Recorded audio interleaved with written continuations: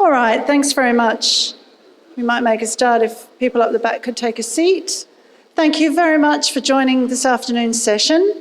My name is Penny Spoelder and I'm a consultant and I work for a company called TRC. Some of you may know that company. I do a lot of work in destinations around the world and I feel very privileged to be able to moderate this afternoon's session.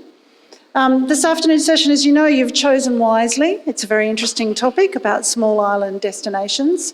And for the preceding sessions earlier today, we've had a remarkable range of different topics and speakers who are bringing insights from different perspectives. And what really struck me about those perspectives is that they are all really talking about small islands and destinations and the way they're being managed, whether it's from the private sector perspective or from a tourism organisation's perspective or from a community perspective. And one thing that has really struck me through those conversations is that time after time we see destinations and communities really trying to get to the heart and soul of their offering. We know that there are thousands of island destinations around the world that are showcasing their sea, their sun and their sand and their fun. But what really does make destinations stand out? And today we've already heard about the importance of community, the importance of culture, and the importance of what we can call the DNA or the very heart and soul of the places that the world chooses to visit. And today's discussion, we've got some incredibly knowledgeable speakers. Today's discussion is looking at destination management through different lenses. We're going to hear from Janel, Marzita and Jenny and Paul, all managing small island destinations across the world, from Bahamas, Cayman Islands, Vanuatu, and also locally here in Fiji, doing different things in different capacity. So what I would like to do now is just introduce our first speaker, who is Janel Campbell. And Janel is from the Bahamas Ministry of Tourism in the investments the Ministry of Tourism, Investments and Aviation. And Janel brings with her today over 18 years in the tourism sector, and she has worked across government, non-government organisations and community with projects that focus on sustainability, education and environmental stewardship.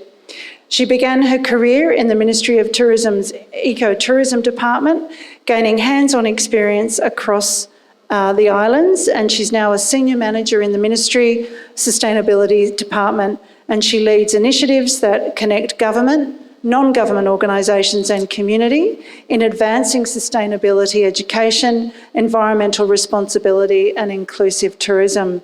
Could you please make a warm welcome for Janel? Janel has come a very long way from the Bahamas, and she was just telling me that she left almost a week ago to get here. So I think that's pretty special that we have wonderful Janel and Marzita as well that have come right way across the Pacific to join us today. So welcome, Janel.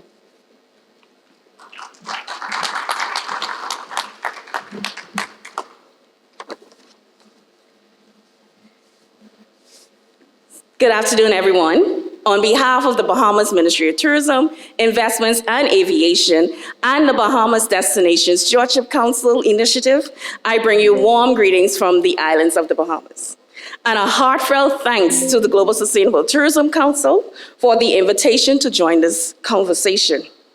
And it is a true honor to join global visionaries on the stage today who are committed to reshaping tourism, not just as a driver for economic growth, but as a force for balance, equity, and resilience. I am Janel Campbell, and I am proud to share the story of the Bahamas, the home to some 400,000 people. It is a breathtaking chain of islands, 700 islands, and 2,000 keys, spanning over 100,000 square miles. 20,600 of those are marine protected areas. And though only 30 of those islands are inhabited, Each holds its own cultural authenticity, unique biodiversity, and exceptional and diverse visitor experiences. Together, they reflect the true spirit of the Bahamas, defined by our people, our traditions, and our stories.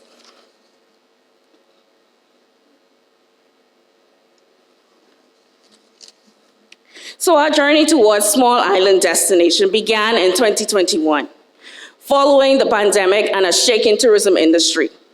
In those moments, we made a conscious choice to embrace a new path for resilient recovery by asking ourselves, how can tourism be more inclusive, especially at the community level? To answer this question, we turn to innovation and partnership, placing sustainability at the center of our recovery. Through this approach, we have been able to bring together communities to offer authentic nature-based experiences and prioritize immersive tourism experiences that reconnects visitors with our community. Through our heritage, marine environments, and our way of life. This is how we began to embrace a new path, one that strengthens not just infrastructure, but people, livelihoods, and our sense of place.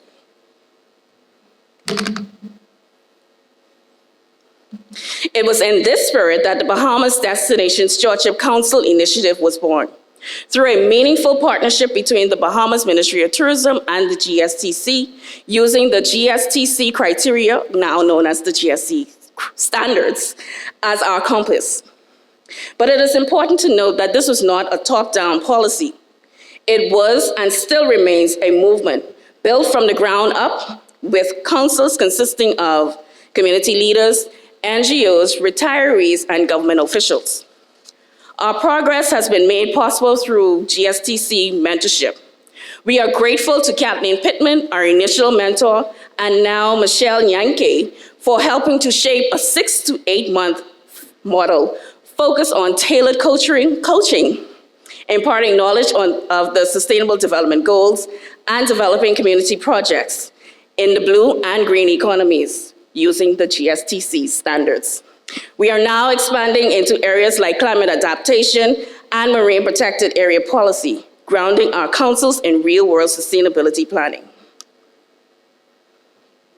The initiative is anchored on 3 pillars: capacity building by building an awareness of climate risk and sustainable practices, and creating tourism-linked economic opportunities. Strategic partnerships by supporting ethical sourcing and sustainable delivery, and by encouraging responsible branding and planning.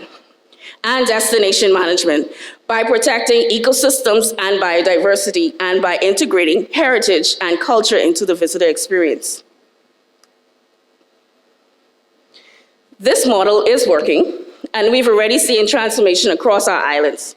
To date, 10 destinations have completed GSTC-aligned sustainability training.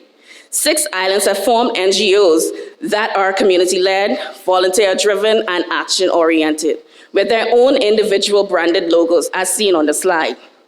They were developed either through community competitions or volunteers, and they are very proud of their logos. These are a few of the projects that they have developed so far. In Cat Island, one of our islands, is reviving the Healing Pond, a mineral-rich site at the heart of its wellness tourism strategy, drawing visitors and locals alike in search of nature-based adventure. Exuma launched an oral history project honoring elders and preserving cultural memory. Bimini has partnered with the community and international businesses to remove over 50,000 pounds of marine debris. This initiative is now expanding into a complete environmental management plan for their destination.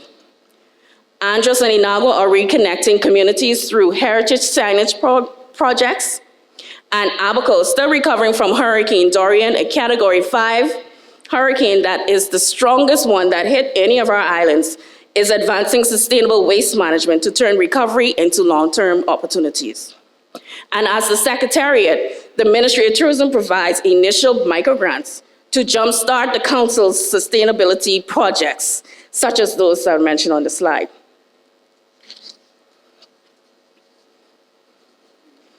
The work of the Bahamas Destination Stewardship Council has not gone unnoticed, and I'm proud to say that we've won 2 awards, the Destination Resilience and Innovation Awards from 2 organizations within the Caribbean region, namely the Caribbean Tourism Organization and the Caribbean Hotel and Tourism Organization. Through these 2 awards, we were recognized on how we adapted to the COVID-19 pandemic by launching new tourism strategies and laying the foundation for long-term preparedness.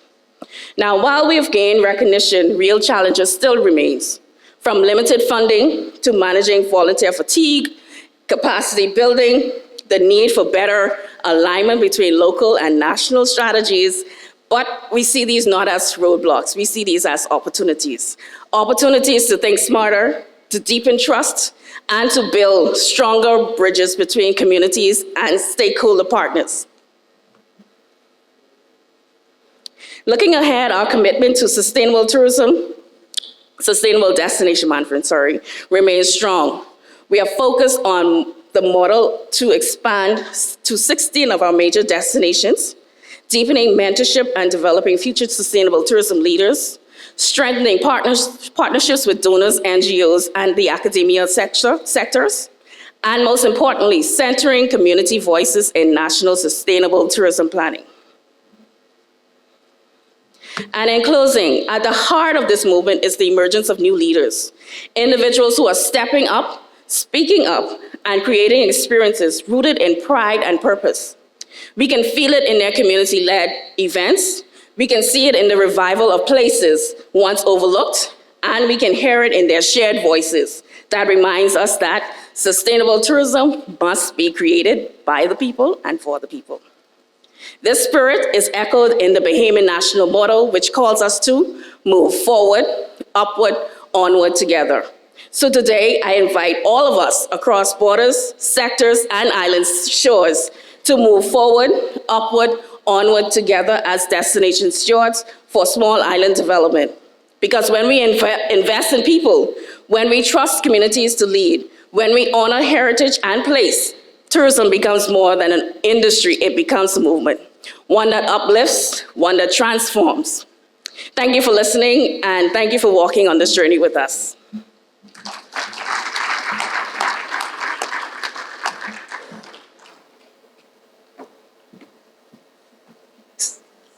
So now, thank you so much, Janel. What a fantastic presentation and what a journey that encompassed so much in such a short presentation. I'm still coming to terms with the amount of work that has been put in to get to where you are with your destination now. Everything from, dealing with the crises of hurricanes to working with your communities and your NGOs to achieve what you've achieved, bouncing back from those crises and winning awards, and now with such a future focus for great destination stewardship. Thank you. Amazing presentation. Now we're on to another esteemed guest, Marzita, who has also travelled all the way from the Cayman Islands. A very warm welcome to Marzita. Marzita is the Deputy Director of Tourism Product Development for the Cayman Islands Department of Tourism. With experience since 2001 across aviation, tourism, education and financial services in both the private and public sector, including roles at Cayman Airways and Cayman Islands Government, she leads the creation of a sustainable tourism product in line with their national goals. Marzita is responsible for setting strategic policy direction, fostering cross-sector collaboration and managing teams working on cultural, environmental, accommodation, education and customer service initiatives.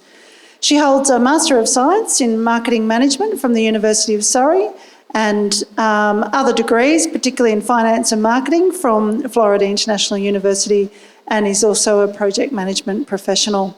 Looking forward to your presentation. Thank you, Marzita. Thank you very much. Thank you very much.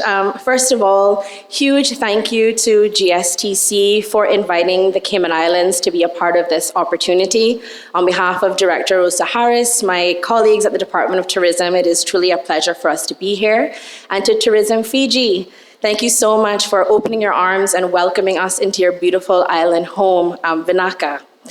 As you heard, I'm Marzita Bodden. I'm the Deputy Director of Tourism Product Development at the Cayman Islands Department of Tourism. And I'm joined here in Fiji today with Sebastian Bodden, who is Manager of Tourism Product Development. Sebastian, say hello to everyone. Sebastian supports me in leading a team focused on developing a resilient and sustainable built and natural tourism product, which is guided by the National Tourism Plan of the Cayman Islands.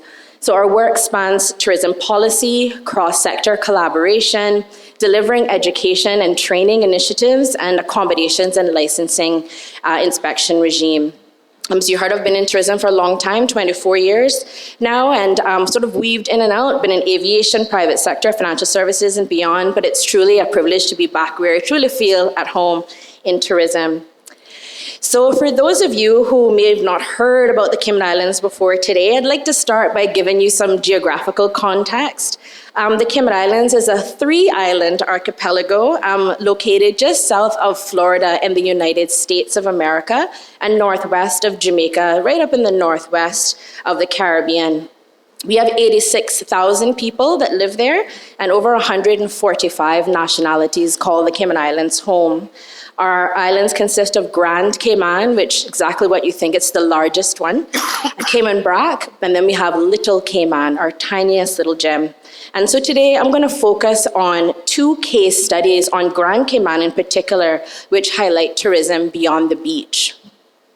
So here on your screen, you see a map of Grand Cayman, and I'll just orient you around so you have a sense of place of these examples I'm going to give you. Sort of in the bottom left corner, you see Georgetown, that sort of orange star, that is our capital. And then shortly above it and to the right, a purple sort of airplane icon, that's our international airport. In the sort of yellow piece on the left, 7 Mile Beach, that is our main touristic corridor. That's where the bulk of our sort of tourism activity takes place, with accommodations, restaurants, shops, and it's where our world-famous 7 Mile Beach exists as well. Our Director of Tourism often says that 7 Mile Beach is the price of entry to the Cayman Islands because everyone wants to come to our beautiful destination to enjoy the beach.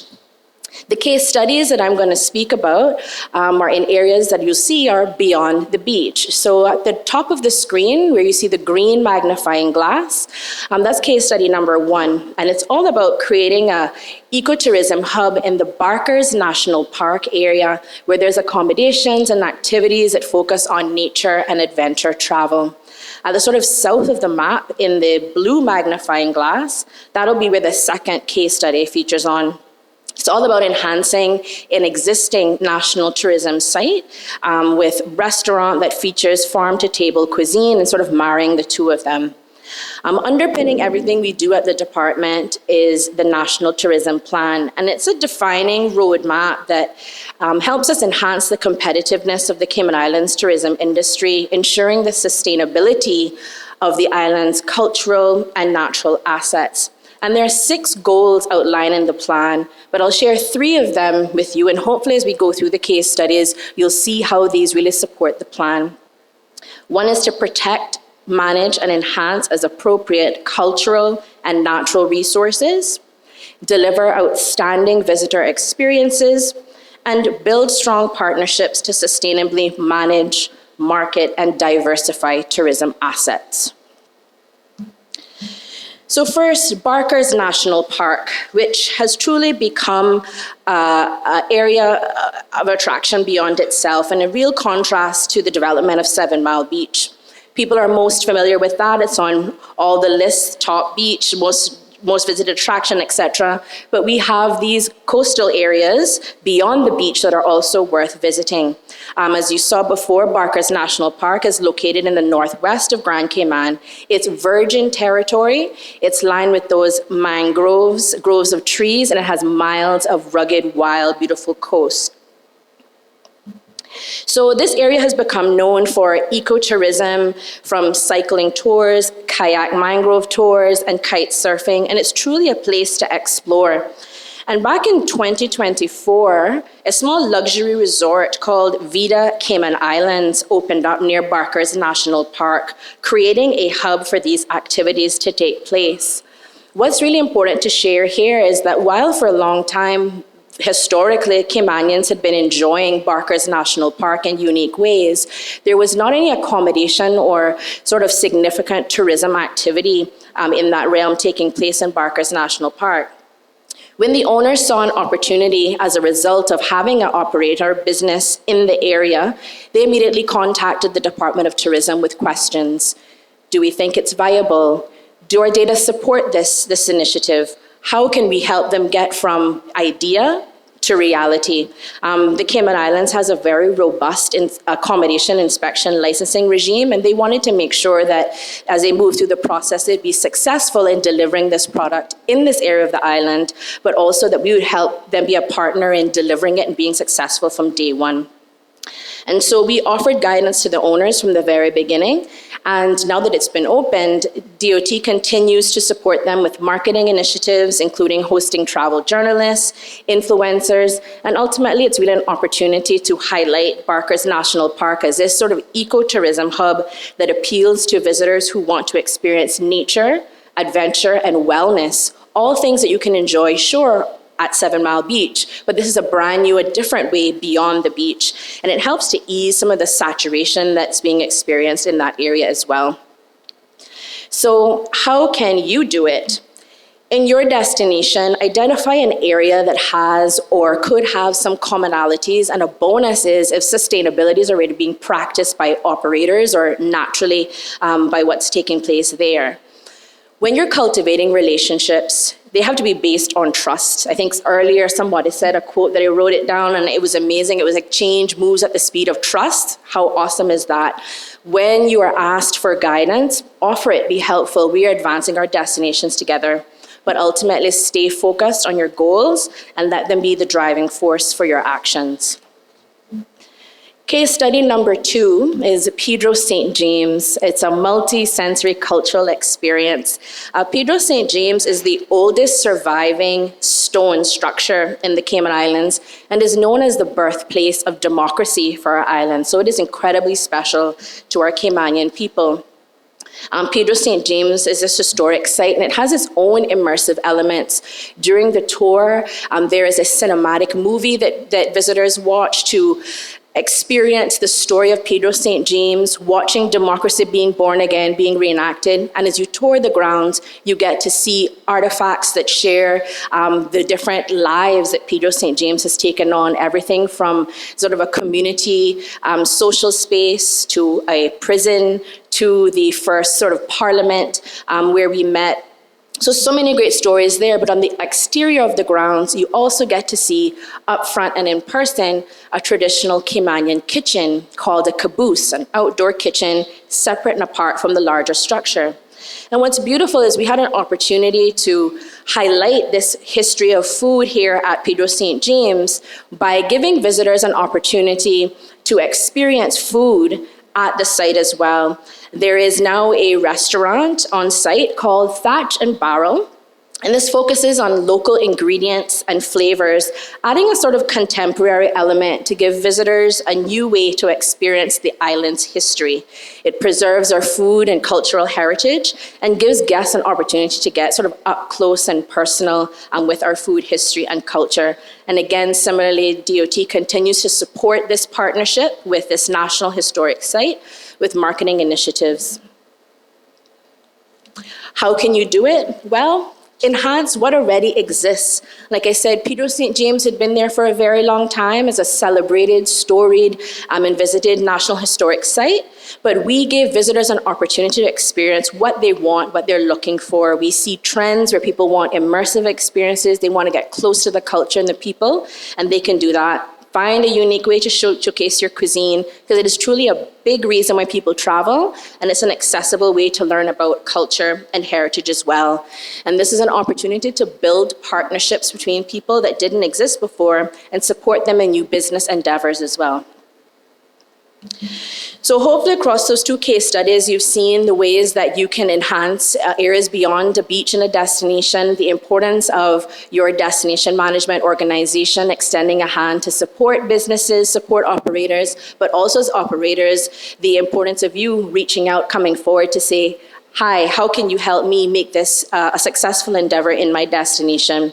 The QR code on the screen is a link to our National Tourism Plan of the Cayman Islands. It's available on our website. But if you want to read a bit more about how we are guiding the development of tourism in the Cayman Islands, once again, thank you all for your time and the opportunity. And I look forward to our further discussion with the esteemed panel, who I'm so thrilled to be up here with today. Thank you very much. Thank you, Marzita, for a wonderful presentation, and really goes to show how scratching the surface and finding some of those underutilised assets, whether they be natural or cultural assets, to help with the dispersal of visitors, but also showcase your country becomes very fruitful. I really liked the additional cuisine component at the end in terms of product development as well, to really showcase and add that little bit of extra something on those cultural assets. So thank you. Great presentation. Now I'd like to introduce Jenny Burke. Jenny is the Executive Director of Nukubali Bati Island Resort. I think I've got that name right. Sorry, Jenny. Jenny is from the northern part of Fiji, so we're a little bit closer to home now. And she's definitely a trailblazer in sustainable tourism, blending her Indigenous Fijian and Chinese heritage. She founded and operated Nukubati Island Resort as a fully self-sufficient community-led destination well before eco-travel became mainstream. Jenny's empowered local villagers, particularly women, by training them in hospitality and fostering traditional ecological knowledge. Her leadership has restored local biodiversity through living seawalls, soil regeneration and reforestation, while offering immersive experiences that connect her guests with Fijian nature and culture. Jenny continues to champion place-based tourism, demonstrating how adventure travel can regenerate ecosystems and uplift communities. And she's certainly a powerful force within the Fijian tourism sector. So welcome, Jenny.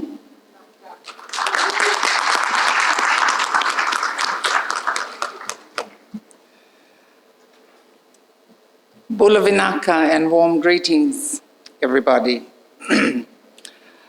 Firstly, I'd just like to acknowledge Tourism Fiji and the organizers at GSTC for giving me this opportunity to stand up here and share my story. Really, it's a personal story. Listening to the presentations that my esteemed colleagues have just presented, I feel I'm 40 acres. What am I doing up here? It's not a country. It's this little island called Nukubati up in the northern parts of Fiji. It's on the north coast of Vanuatu. Fiji has 2 islands, and I come from the smaller island. Lambasa is my hometown. And if you're from Fiji, most people would laugh if I say I'm from Lambasa. But that's another story. So it's really, I feel very humbled and very honored to be up here to talk to you about something that really affects all of us, especially though, all of us live in beautiful but vulnerable places.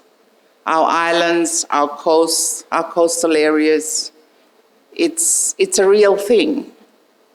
The threat to our homes is real. So what I want to share with you this afternoon is my experience of how I've managed tourism to protect our people, our culture, and our environment, especially as we face the growing impacts of climate change. Our king tides are getting higher, our cyclones are getting, like it's beyond category 5, so I don't know what the next categories are. They're dangerous. Our droughts are longer. Our wind directions have changed. And the knowledge that brought me to where I am now doesn't seem to be enough. And I'm talking about indigenous knowledge. The way that I've managed Nukumbati up to now has been through three important things. One is through good leadership.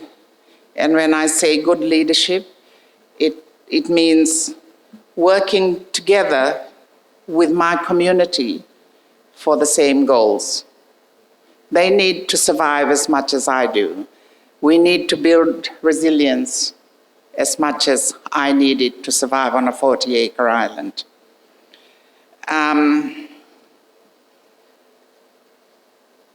The way I've done that is to not just run the island on its own, but to involve everyone. And it's government, it's not only government and the tourism sector, but it's meant local chiefs, business owners, youths, elders, women, and the environmental groups that have been very supportive, the NGOs that have been very supportive of Nukumbati. And this type of shared leadership brings their own knowledge and skills to the table.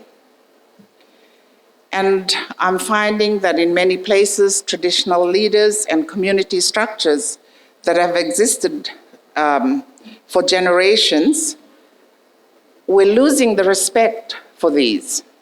But in Nukumbati, we've really harnessed them and brought them together to understand our land better.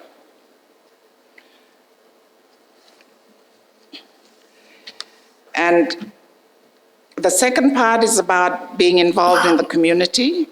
Sustainable tourism means that local people must be part of the decision-making process, not observers.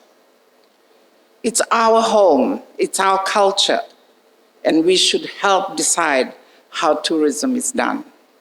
And for Vanuatu, this is really important. We're just on the verge of opening up tourism infrastructure into Vanuatu.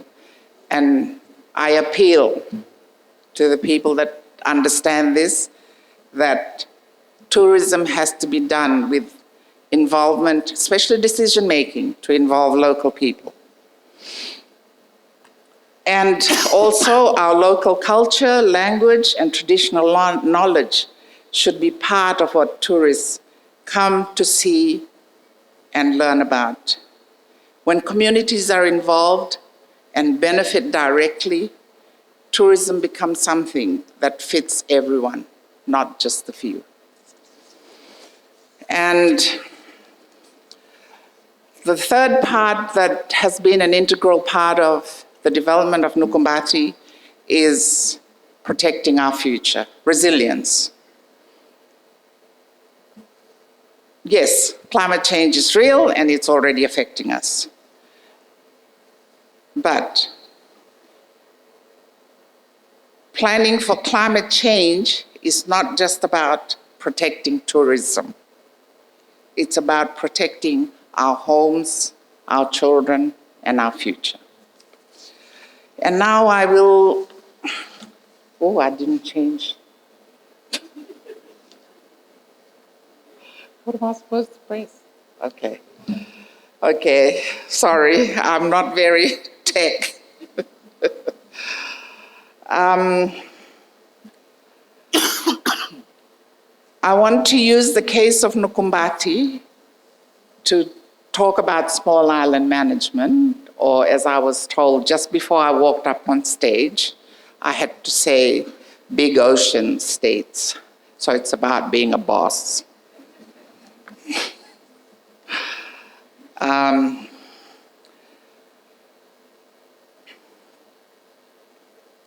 What I want to share with you is a message that's rooted in ecological sustainability, in cultural identity, in ancestral wisdom and community resilience. It's a topic that's close to my heart, and it's also crucial for the future sustainable tourism and environmental integrity, and for the importance of Indigenous knowledge in our small island management.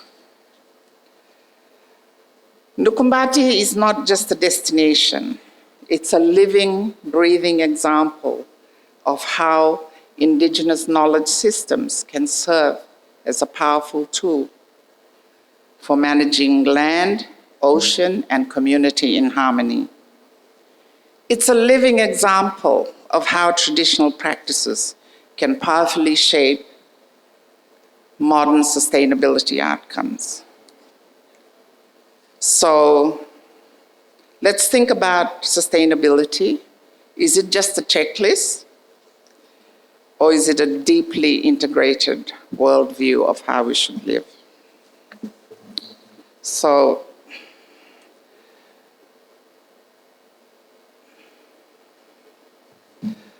this is my living seawall. I'll explain that to people if they want to know about it. But yeah, Nukumbati is in the northern part of Fiji. It's surrounded by pristine coral reefs, vibrant dry rainforest, and home to a tight-knit, grounded community that's rich in culture, and the community is rich and has an amazing biodiversity. What sets it apart is not just its stunning landscape, it's the cultural relationship between the people and place. In Fijian cosmology, the term Vanua expresses the inseparable connection between land, sea, people, and the spiritual world. We are all interconnected. This connection means that caring for nature is not optional. It's a way of life, not something delegated to only authorities. It is embedded in daily life, in customs, and in our identity. This perspective transforms sustainability from a set of rules into a living, breathing worldview that shapes every action. With us, sustainability isn't taught, it's inherited, it's practiced, and embodied in daily rituals and decision-making and respect for our environment. So, global frameworks offer valuable benchmarks for responsible tourism. But when standards are applied to a place like Nukumbati, steeped in tradition, in traditional knowledge, we often miss key elements that don't fit into modern audit criteria. Practices like lunar-based fishing seasons or intergenerational oral teachings about reef care don't have written documentation, and so often go unrecognized or undervalued. They aren't easily measured by global metrics. In effect, these globally accepted best practices may unintentionally erase centuries of effective Indigenous stewardship.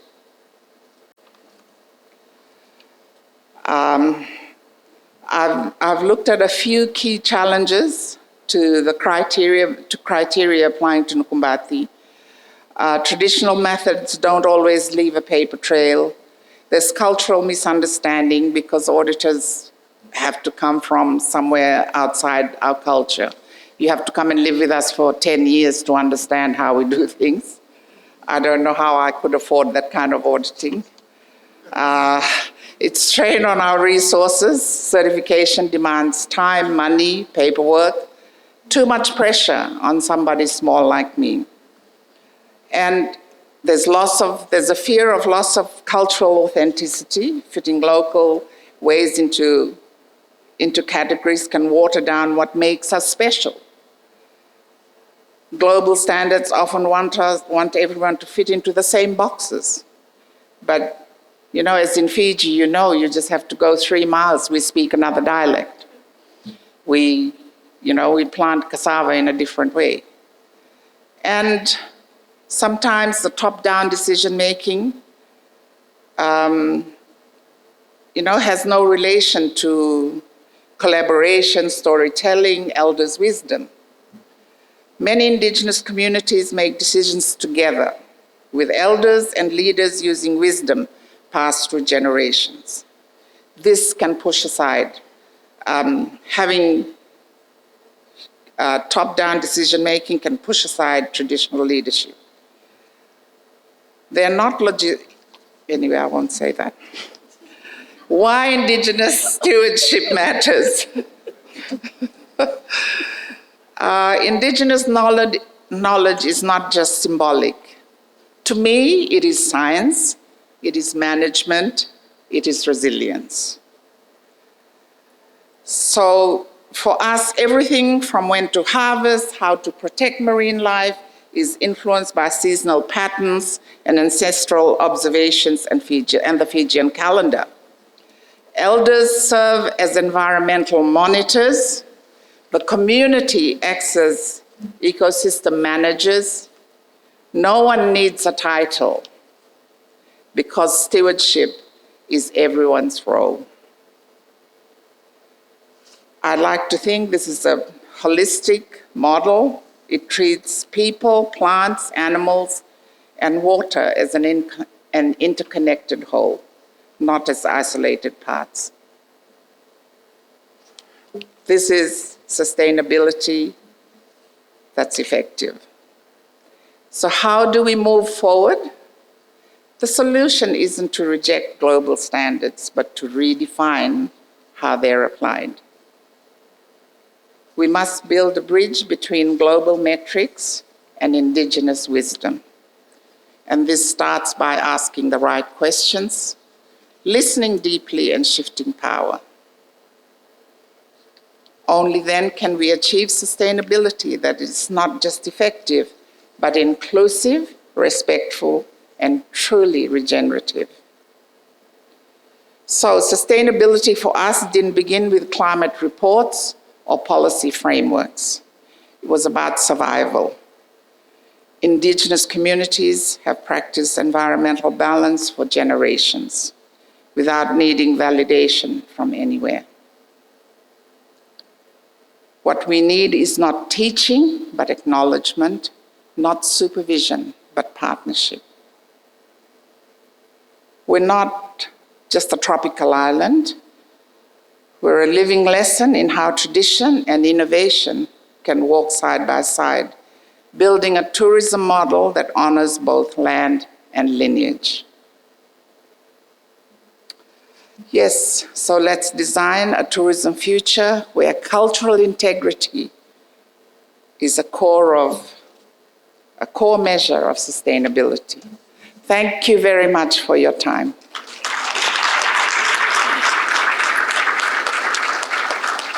Thanks, Jenny. What an inspirational presentation, and resonates many of the messages throughout the day, including this morning's session about the importance of traditional knowledge and intergenerational understanding and wisdom coming to bear on our efforts for sustainability and stewardship. Thank you again, Jenny. I'd like to now introduce our last speaker, a little bit closer to home, but away over the Pacific, is Paul Pio. He's the Director of Tourism from Vanuatu Ministry of Trade and Commerce. Paul is the Director of Department of Tourism, and he's got over 10 years of experience in executive leadership in tourism, aviation and cruise. He leads the implementation of Vanuatu's Sustainable Tourism Policy 2030 and managing national strategies on tourism resilience, decentralisation, standards and investment. Paul has been central to the national recovery initiatives, including the Tourism Recovery and Resilience Program and economic stimulus efforts following COVID-19 and obviously cyclones and more recent natural disasters. With prior roles in the National Tourism Council, Aviation Task Forces, and as Head of International Marketing in the Vanuatu Tourism Office and Air Vanuatu, Paul is recognised for balancing economic growth, community empowerment and ecological stewardship in sustainable tourism. Welcome, Paul. Good afternoon, everyone. Bonjour. My apologies in advance as I've just recovering for my voice that was lost a couple of days ago. I just returned from Japan as Vanuatu celebrated its 45th years of independence anniversary. And we were in the Osaka World Expo to celebrate that with the world. So good afternoon again, everyone. My name is Paul Pio. I serve as the Director of the Department of Tourism under the Ministry of Trade and Commerce in Vanuatu. Vanuatu, just a quick introduction to who we are. Vanuatu is a Y-shaped archipelago of 83 islands located in the South Pacific. Sorry, this is not working, I guess. It's the green button, right? There you go. Located in the South Pacific between Fiji and New Caledonia, we are home to about over 300,000 people, and we have over 100 different dialects. Our official languages are French, English, and Bislama, which is the local Creole. We cover a total area of approximately over 12,000 square kilometers with an exclusive economic zone of over 680,000 square kilometers. Our capital city is Port Vila, located on Efate Island, and the second largest urban area is Luganville, as you can see on the map, which is on Espiritu Santo Island, about 45 minutes flight for those of you who would like to visit Vanuatu one day. And our third township is Lenakel on Tana Island, home to Mount Yazur, one of the world's most accessible active volcanoes. Most of our population and development is concentrated along the coast, which historically also meant coastal tourism. But the real beauty of Vanuatu runs deep inland, in our rainforest, mountains, volcanic landscapes, and above all, in our diverse customs and culture. Vanuatu has the distinction of being ranked as the most disaster-prone country in the world, facing cyclones, earthquakes, volcanic eruptions, and sea level rise. But we're also proud to say that Vanuatu has been ranked multiple times as the happiest country on earth and featured in multiple global top destination lists. Champagne Beach, just to name one, for example, is consistently ranked amongst the most beautiful beaches, one of the most beautiful beaches in the world. As many island nations, coastal concentrations brings both opportunity and risk. The pressure on land and infrastructure is growing, and the climate-related threats are intensifying. Vanuatu is not immune to those risks. Coastal erosions, cyclones, and rising seas are a real and present challenge. COVID-19 added another layer of vulnerability by highlighting our dependency on a narrow range of markets and locations. This actually pushed us to ask, how do we build a more balanced, inclusive, and resilient tourism economy? The answer lies in diversification. Diversification geographically, economically, and culturally. Inland tourism offers a way to unlock the potential of rural and underutilized areas. It spreads the benefits, reduces pressure on the coast, and builds resilience into the system. More importantly, product diversification allows us to cater to new markets, increase yield per visitor, and de-risk our economy. We're clear that Vanuatu is not and should not become a mass tourism destination because of our limitations. Before COVID-19, we welcomed just over 200 international visitors to our shores. That's modest by a global standard, but it aligns with our values and our policy direction.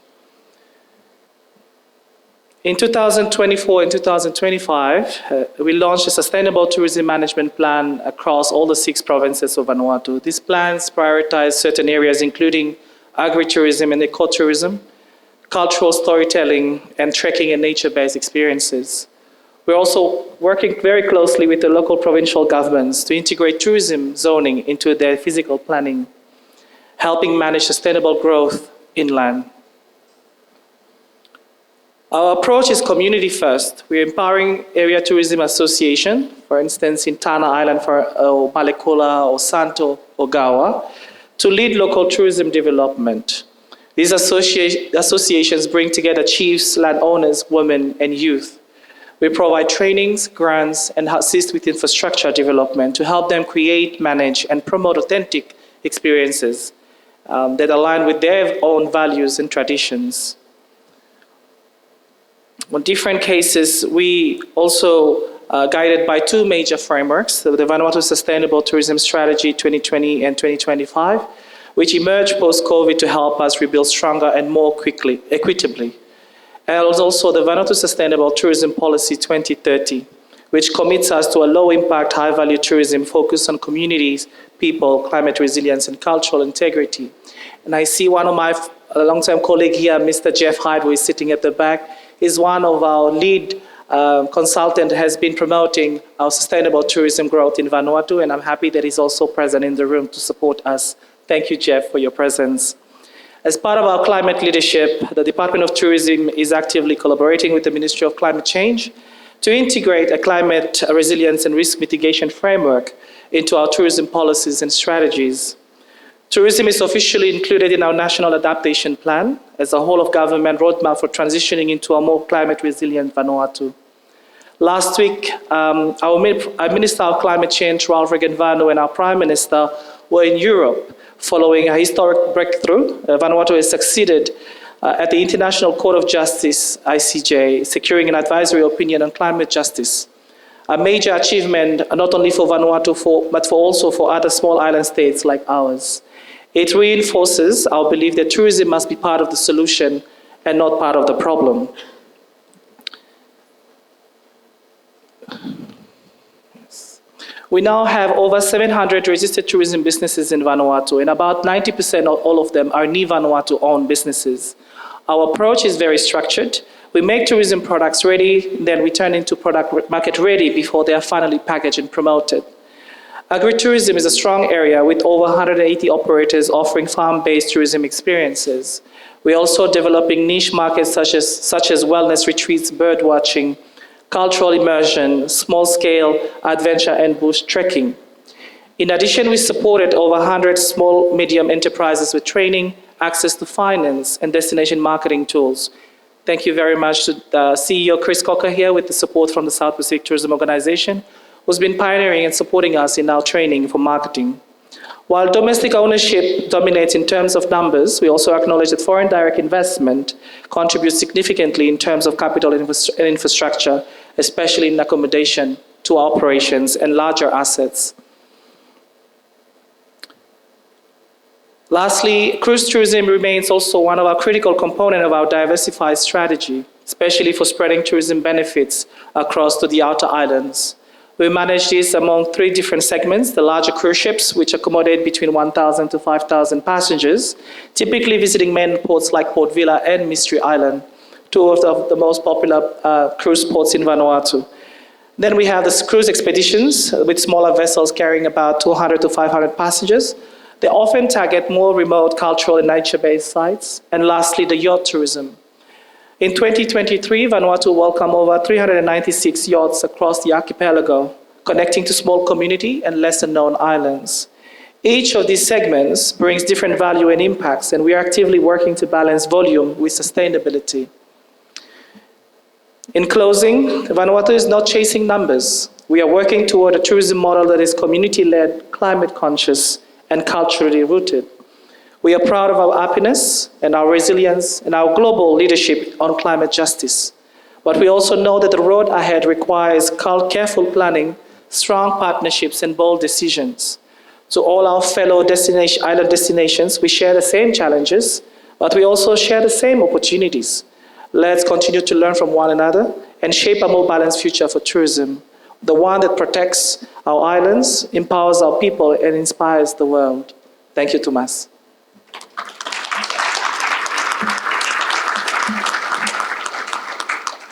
Vinaka Paul, and what a great presentation to finish on for today's session, really bringing home the importance of culture and community and value over volume. And I think Vanuatu is demonstrating that in truckloads. So thank you again, Paul. I'm very conscious of the time. We're getting close now to finish time. Please load the questions on Slido if you haven't done so already. But there are a couple of questions here I'm going to ask the panel if I can, and I will be passing the microphone along if there's not one. Oh, well, there is actually one between you, Paul, and the others. Sorry, my screen's gone blank now.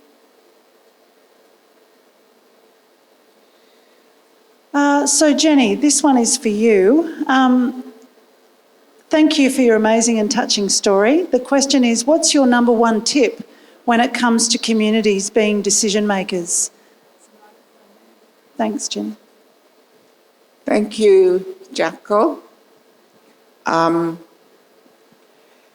Fiji, it's the norm to involve the community in decision making.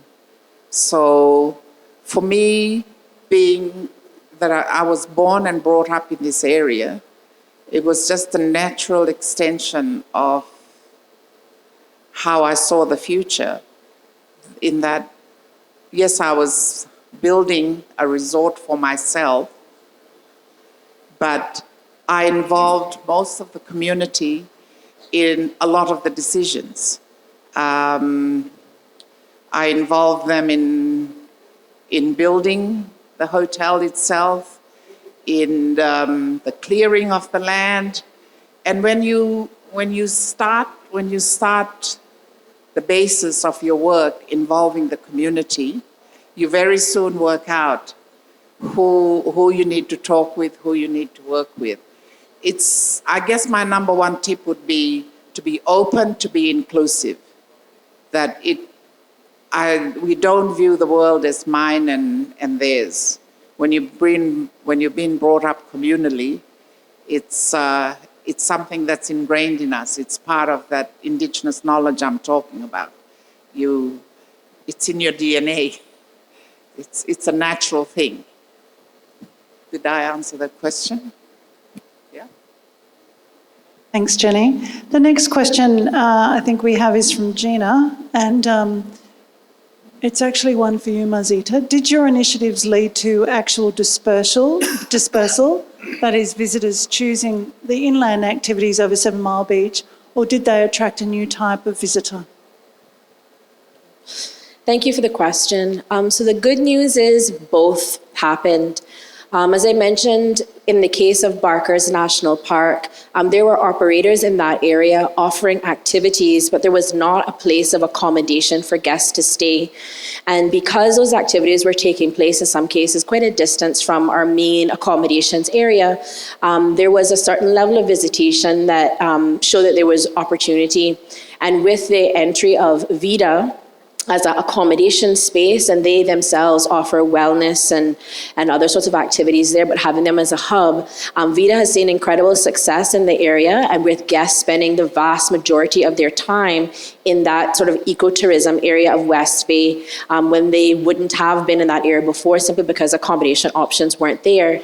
But also, Vida and the partners in the area have been able to offer I think it's a kite surfing sort of championship, if you will, in the area, an activity that wasn't on the Cayman Islands calendar previously, but now because of the level of activity that's taken place there, it's a good spot for people to simply walk out the door down the road and to visit the kite surfing operators. It's put it on the radar for those type of visitors, and so they've had people who've chosen to come to the Cayman Islands because they can experience all they want in that particular area. The operator's there, the accommodation is there, there's food and other amenities on site. And so we've had both. In the case of Pedro St. James, it was an existing National Historic Site that we had seen great visitation over the years since it's been opened. I remember being a child when it was refurbished and being opened.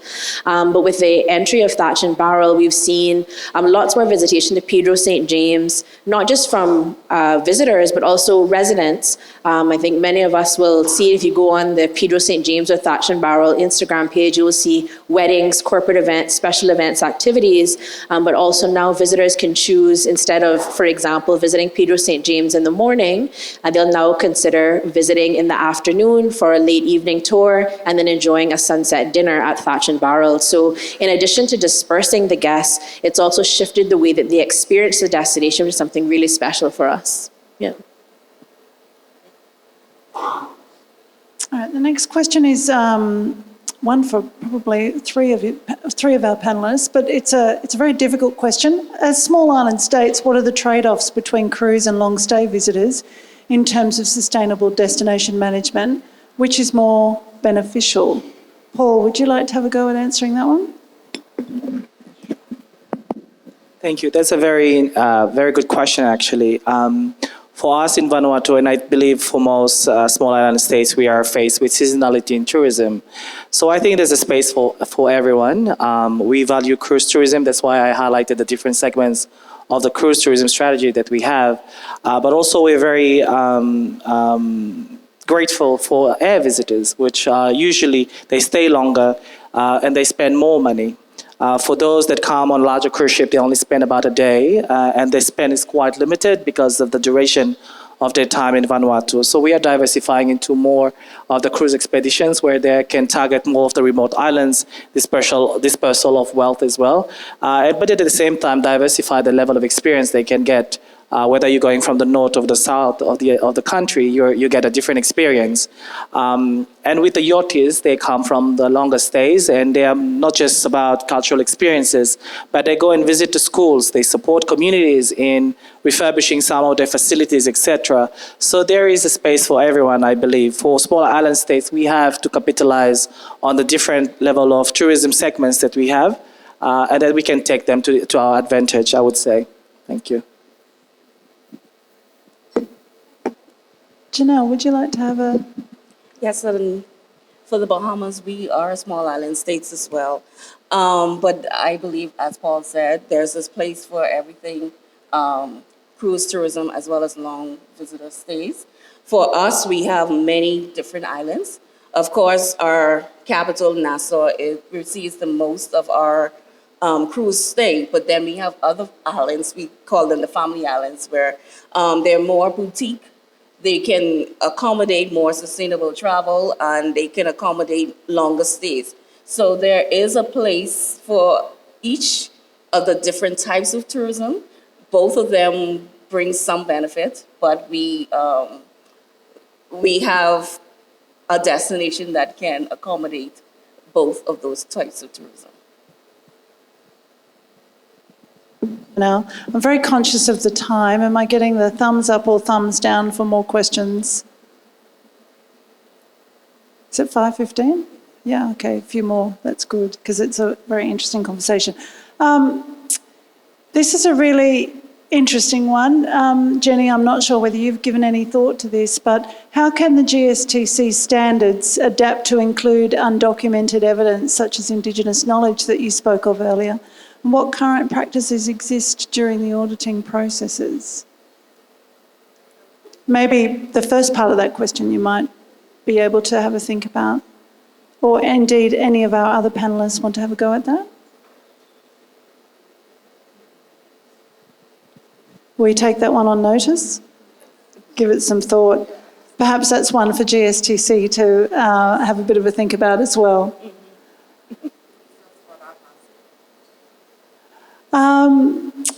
All right, Marzita, this one is for you. There are 3 Cayman Islands that you mentioned. Is there a difference in the tourism experience and sustainable practice for each one? Yeah, we have 3 islands, like I said, Grand Cayman, Cayman Brac, and Little Cayman. And I'll go back into the Department of Tourism's sort of playbook from maybe 2003. This is the way that I typically describe the 3 islands to people when they ask me about them. Grand Cayman is 76 square miles, but it is cosmopolitan Caribbean. It is the place for a range of accommodations, restaurants, attractions, shopping. That's what you get in Grand Cayman. In Cayman Brac, it is eco-adventure and tourism. Brac is the Gaelic word for bluff because there is a large limestone structure that runs through the middle of Cayman Brac, and there's rock climbing, there's cave exploration, there's animal reserves on that island, so eco-adventure, tourism. And then Little Cayman, 10 square miles, 150 people live there. It's peace and tranquility. It's exactly what it says on the tin. It is super quiet. There's more iguanas there than people. The primary mode of transport is bicycles, and it is absolute gem. In fact, I don't think that this is a secret because it's been published. At the moment, we are working hard in an effort with obviously Cayman Islands government, some private sector partners and beyond to get UNESCO World Heritage protection status for the marine ecosystem of Little Cayman, because it is just that special. And so that's one thing that we're looking forward to and hope to be able to talk about in the coming years ahead, because it is quite a journey. So I guess just repeating it again without all the description in between, Grand Cayman, Cosmopolitan Caribbean, Cayman Brac is ecotourism and adventure. Little Cayman is peace and tranquility. And in terms of sustainable practice, it is honoring where those destinations are all at, and of course what the people want. In the National Tourism Plan that we had up on screen earlier, the QR code, it's all created in consultation, of course, with the people. That's something that we've heard constantly throughout every speaker talking today, the importance of stakeholders and their involvement. And so our practices there range from our marine park system, which has been around since 1986, preserving and protecting our marine life, such as our conch and lobster. I mean, we all want to enjoy that, but it's seasonal, of course. We've got to make sure that people get to enjoy those delights of the culinary capital of the Caribbean for a very long time. We have our blue iguana conservation efforts, our turtle conservation efforts as well. And we have the Central Caribbean Marine Institute, which is a leading research institution for the Caribbean and the world, really, in there. And we honor the development approach for each of those islands. Little Cayman is very low footprint. Cayman Brac is also very, very measured in its approach. And Grand Cayman, well, we're galloping ahead at this point. We're just about to cross 8,600 rooms, and we have another 1,200 rooms in the pipeline over the next 3 years. So there is lots of growth and investment happening in Grand Cayman, and it's a very different experience across the islands, as you would imagine. Yeah.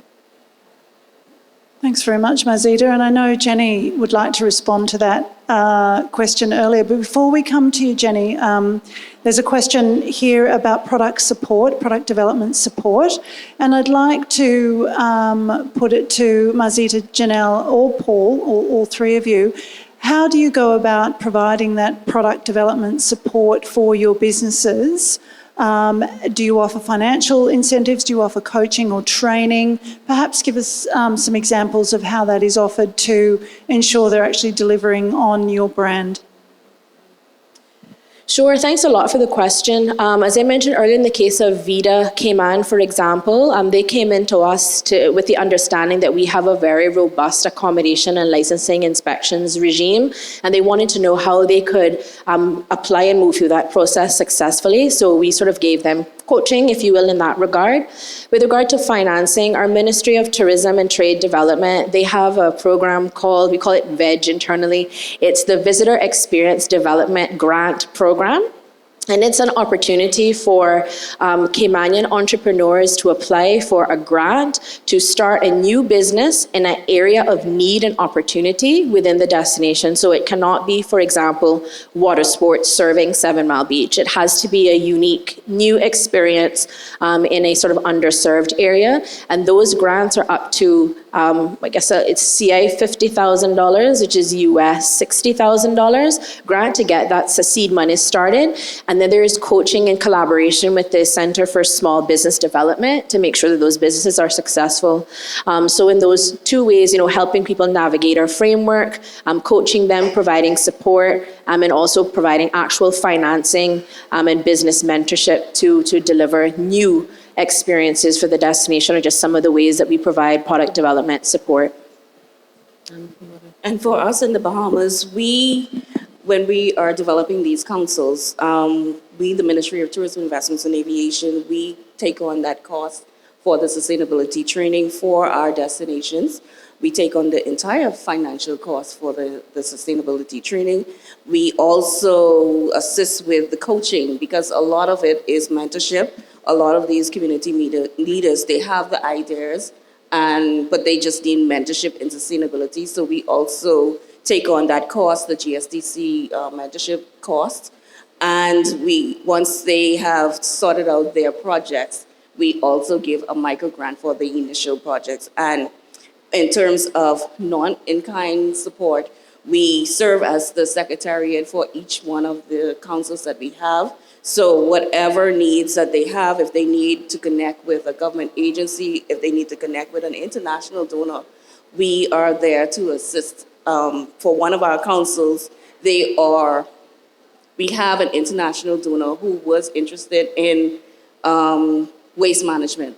So we were able to connect them with one of our destinations, and now they are developing an environmental management plan for that destination. So those are the things that we at the Ministry of Tourism have done to support our councils and their development.